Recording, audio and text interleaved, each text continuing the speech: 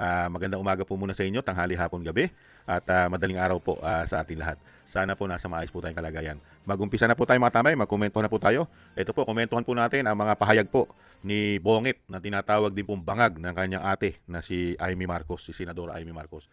Pakinggan po natin ang kanyang matinuran, lalong-lalo po yung sinasabi niyang nanghihingi po siya ng tawad, mga tambay. Patawarin daw po siya, mga tambay, lalong-lalo po sa sitwasyon. Nagsosorry po si Bangag, mga tambay, dahil sa pagdurusa ng mga Pilipino, sa pagdurusa natin. At humingi rin po siya ng tulong, mga kabayan.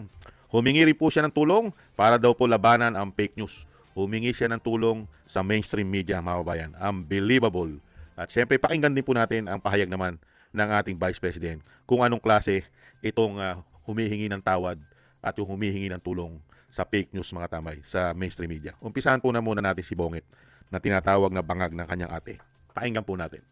Nagsorry si Pangulong Bongbong Marcos dahil raw sa dumaraming Pilipinong nagdurusa sa kasalukuyang sitwasyon ng bansa. Pero GT PBBM, kailangan lang talaga natin itong pagdaanan bago tuluyang maalis ang korupsyon na ani ay kanser sa ating lipunan. Narito ang Express Report ni Maricel Halil. Aminado si Pangulong Bongbong Marcos, mahirap ang pinagdaraanan ng bansa ngayon, pero hindi raw pwedeng hayaan na lang ang talamak na korupsyon na mistulang cancer ng lipunan. And when you have to excise a cancer out of such a complicated system, you need to do some very major surgery.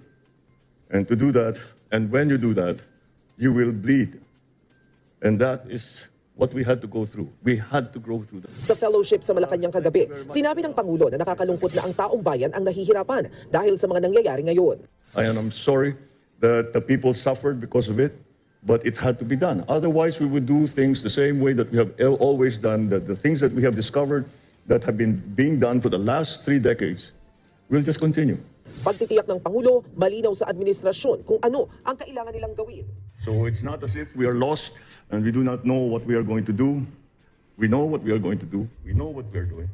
Ito, mga tambay, ang isang pahayag niya po, nakita niyo po, yung korupsyon daw po, mga tambay. Ilang taon na po ba yung korupsyon na sinasabi po? At sino po ba nagbibigay ng korupsyon? Mga kabay, sino po ba nagdulot ng korupsyon? Na systematic, sindikato ang ginawa nilang korupsyon. 3 taon. Sino po ba? Taong bayan po ba? Hindi po natin naranasan niya kay dating Pangulong Duterte. Ito pa po, mga tambay, yung fake news naman daw po. Ibang klase itong Pangulo na ito. Kaya tuloy tinatawag na bongit at bangag ng kanyang ate, mga kabayan eh. I-set up ko lang po, mga kabayan. Ito po, pakinggan po natin. Ito pong humihingi siya ng tulong sa mainstream media dahil daw sa mga fake news. Anong klaseng tulong yung hinihingi ng Pangulo para malabanan yung pagkalat ng fake news o yung mga maling impormasyon? Yes, agad nanawagan ng pakikiisa si Pangulong Ferdinand Marcos Jr. sa mga kawani ng media kontra fake news. Sa pagharap ng Pangulo sa Malacanang press corps, sinabi niya na marami siyang ideya kung paano ito lalabanan. Subalit kailangan pa rin niya ng tulong mula sa media. Sa una, sabi ng Pangulo ay tila nakakatawa ang fake news. Subalit ngayon ay lubahan na itong nakakapanira. Fake news is taking too much of the space. In the beginning, we thought it was funny, it was entertaining, but now it's become damaging. And that is something that we have to be concerned. And that's why I'm saying we need your help. Government needs the help of all the media to try and explain to people that you have to be more discerning about what you read and what you believe and what you take on. Binigyan din ni PBBM na dapat itong pagtulungan ng pamahalaan at mga nasa pamamahayag na anyay tunay na may kredibilidad para kontrahin ang mga anyay walang basihan at walang katotohanan ng mga impormasyon. Itinuturing ng Presidente na isang malaking problema na kinakaharap ngayon ng marami ay ang tungkol sa fake news. Yan muna ang ating update. Totoo po ba yun, mga tambay? Fake news po ba nangyayari sa ating bansa? Siya nga po nagpahayag na agad ng fake news eh. Di ba? Dahil itataas daw po niya ang sweldo at ang allowance ng mga men in uniform. Di po ba fake news ang lumalabas dahil hindi pa po ito naipapasa at naisasabatas ng Kongreso, ng Senado at ng House of Representatives? Hindi po ba fake news yun dahil pinapangakuan mo na yung mga sundalo at mga pulis, mga men in uniform? Hindi po ba? At napakarami pong fake news yata, mga bayan, ang mga pinahayag nitong Pangulo na ito dahil napakarami niya pong ipinangako. Hindi po ba fake news yun dahil napakarami ipinangako na hindi naman nagawa? Hindi po ba fake news yun? At fake news po ba yung laganap ang korupsyon? Mahigit 3 taon laganap ang korupsyon. Fake news po ba yun? Ito po ang sinasabi ng Vice President dito po sa tinatawag na bangag at bongit ng kanyang kapatid na si Amy Marcos. Pakinggan po natin ang ating Vice President, mga kababayan. Kung anong klaseng presidente yan.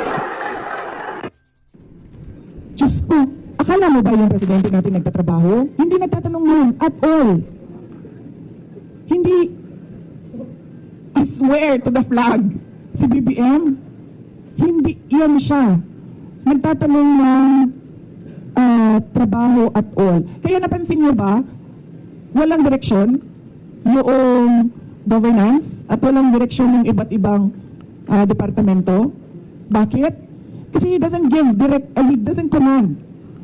He doesn't command, he doesn't ask, he doesn't say that, look, there's a Philippine development plan and what are you supposed to do about this? Akala niyo ba yung ginawa ko sa DepEd, galing yun kay BBM? Hindi, akin yun, lahat. Kasi he did not give any orders at all.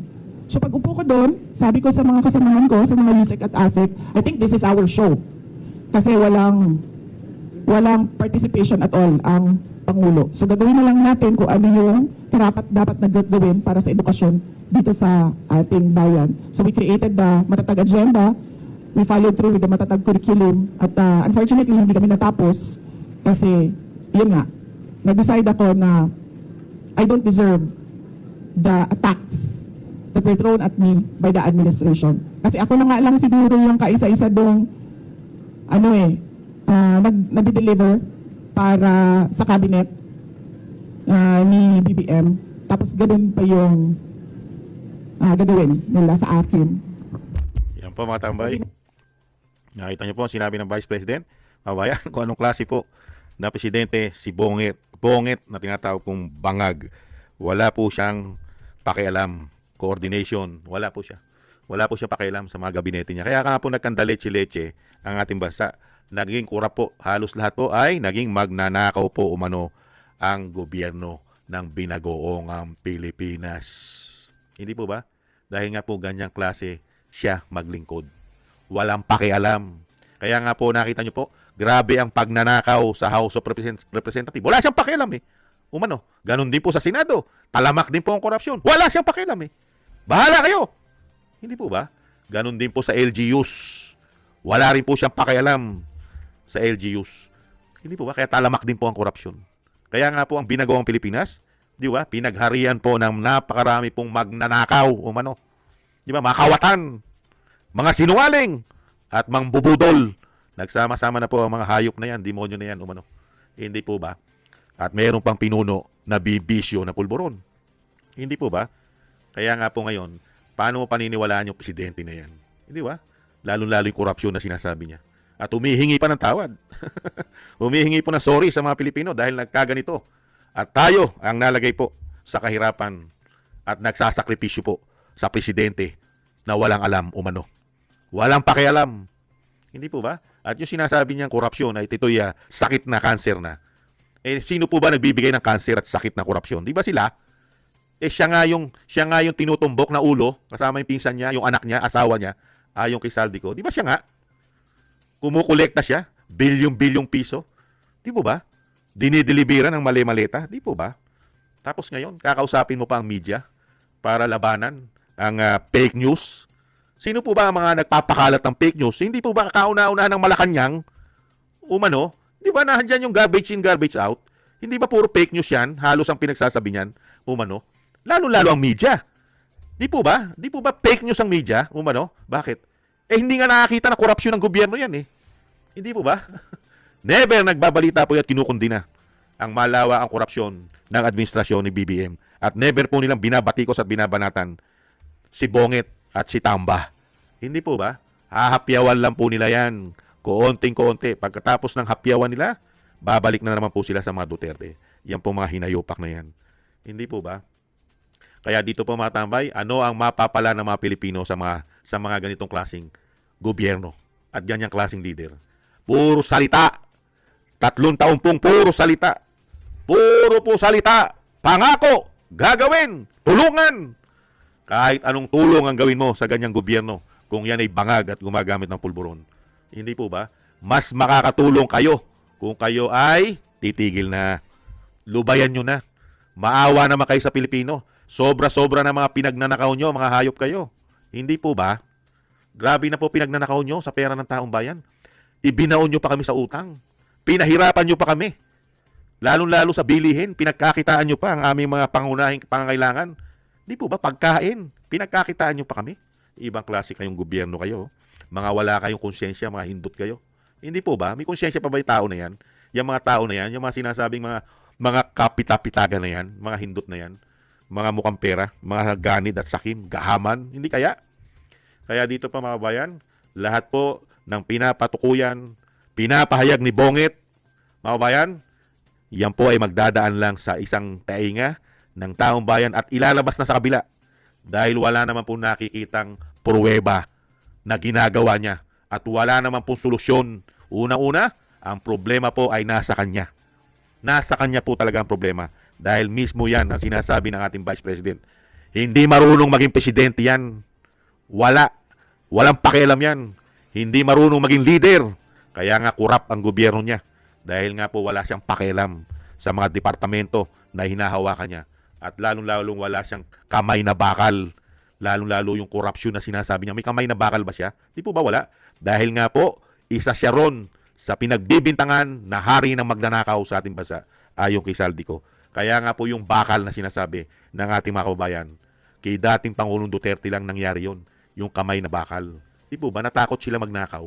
Pero ngayon po, yung bakal na sinasabi raw po, meron daw pong bakal si Bongit, kaya lang daw po nasa muka. Inilagay daw po umano sa muka yung bakal dahil daw po sa sobrang kakapal ng muka. Mga kababayan, hindi na marunong makonsensya mga kababayan dahil yung bakal ay nasa muka. Nakakalungkot po mga kababayan. Yan po mga kababayan, ang ipinagmamalaki at hinihingi ng tulong at hinihingi ng sorry ni Bongit mga kababayan. Humihingi ng sorry sa nangyari po. Lalo-lalo po ang ibinigay niya na perwisyo, korupsyon na mahigit 3 taon sa mga Pilipino. Yang bang klase na yan ay ang hahangaan mo, ipagmamalaki mo. Unang-una, hari ng magnanakaw ayon kay Saldico. At ngayon, fake news. Ibabato mo pa sa taong bayan ng fake news. Samantalang kayo ang numero 1 fake news. Lahat ng pinagagawa nyo na mahigit 3 taon na hindi ba yan katotohanan at yan ba'y fake news? Kayo mismo nagsasabi na laganap ang korupsyon. Hindi ba? Fake news ba yan? Mga hindot na ito. Ibang klase kayo. Pati media. Kung ang media ay hindi sila fake news, matagal ka na nilang binabakbakan. Hindi po ba mga kababayan? Kung ang media ay hindi nagagamit ng administrasyon na ito, umano, matagal ka na, inaaraw-araw ka na, binabanatan ka na niyan. At kinukutsa ka na niyan. Hindi po ba? Kung ano ang ginagawa nila na pagbatikos kay Vice President na pilit nilang pinababagsak at pilit nilang ginagawa ng issue, samantalang ikaw, nasa iyo lahat ang issue. Kung talagang ang mainstream media ay hindi nababayaran umano, ikaw ang kauna-unahan na babakbakan at palalayasin dyan sa pwesto mo umano. Hindi po ba mga kabayan? At ang mainstream media pa, ang pinagkakatiwalaan pa ni Bongit, kakampi. Hindi po ba? Kakampi may allowance may budget yata yan umano Hindi po ba? Para po yung mga trolls, may budget yata, may allowance. Hindi po ba? Siyempre kakampi niya yan Kanino hihingi ng tulong yan? Di doon sa kapwa niya sinungaling umano. Sa kapwa niya marunong mambudol. Hindi po ba? At sanay na sanay magsinungaling.